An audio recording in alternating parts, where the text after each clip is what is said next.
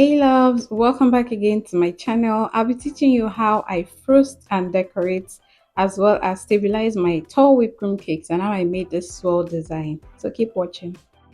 Put some glucose on your cake board. You can use chocolate, melted chocolate, or you can also use mashed fondant. You want to spread some whipped cream frosting on your first layer after you've trimmed the top part of the cake and place your second layer.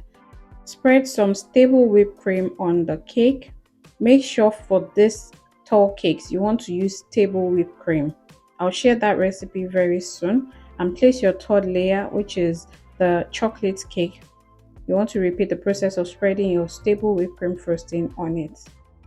You want to place the last layer of cake, or if you have more you place it, but I need to mention that your cakes need to be frozen in order to make sure that your cake stays stable while it's in transit to your customers. So you want to make sure that you do not skip the process of keeping your cakes frozen. Now you can also use partially frozen cakes, but for tall cakes like this, I like to make sure that I rule out every possibility of this cake crashing. You also need to support your cakes by using some skewers, a bubble tea straw, or dowel rods. The way to go about that is to measure the whole length of your cake. Place a skewer or your bubble tea straw, or you can also use your dowel rods. Place it on the side of the cake. Once you get the full length, mark 1 inch below the length of the cake. I used 3, but you can use as much as 4 or 5 just to make sure the cake is stable. Now I spread some stable whipped cream on the top of the cake. I smoothened it out and I'm going around the side of the cake. Do not forget that if your cake is going to a far distance, you want to stabilize that cake with more dowel rods, say about 4 to 5 dowel rods. And if your cake is taller than this, please do not use skewer, use dowel rods. Also, you want to consider using either mashed fondant or using melted dark or white chocolate for the base. When I say base, I mean to stick your first cake to the cake board. If you noticed, I did not trim the sides of this cake because the cake baked properly and there was no reason for me to trim this cake because I didn't want it to be smaller as it's a size 6 cake. So I moved the camera a little bit backwards just to make sure that you see what I'm doing, which is smoothing the sides of the cake.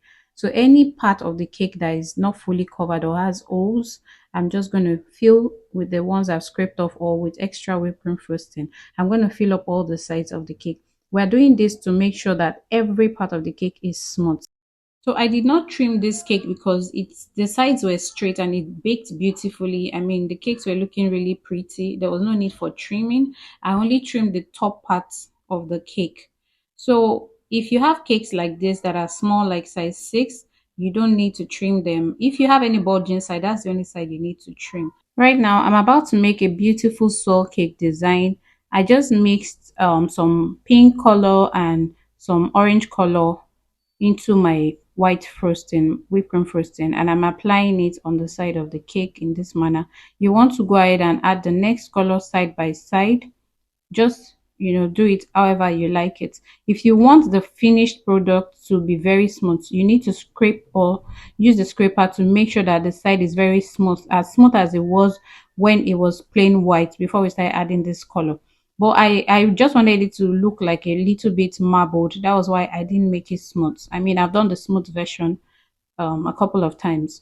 So once you have this, you just want to use you can use a smaller scraper for better control, or you use the normal bigger scraper. You just want to move your turntable with your left hand and then go up and down with the hand holding the scraper. You just want to keep moving your turntable with the left hand side. Use just quarter of the scraper on the side of the cake, and that's how you achieve this beautiful swirl cake design.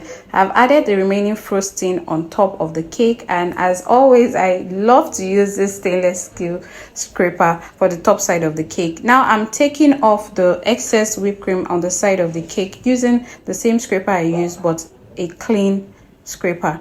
So now the swirl cake is ready. I'll just pick the beautiful side or the most beautiful side that appeals to me I would like to give a special shout out to Rosie's Fair. I'm going to put her name on the screen. She's a YouTuber and she ordered this cake all the way from UK for our niece in Lagos. We delivered. It was actually a repeat cake design. I've done this design about 3 times, and so I just wanted to make sure that everything looked exactly how it was in the picture I sent to her. Please subscribe to our channel. She films about relocation to the UK and also nursing in the UK, and she has very interesting content.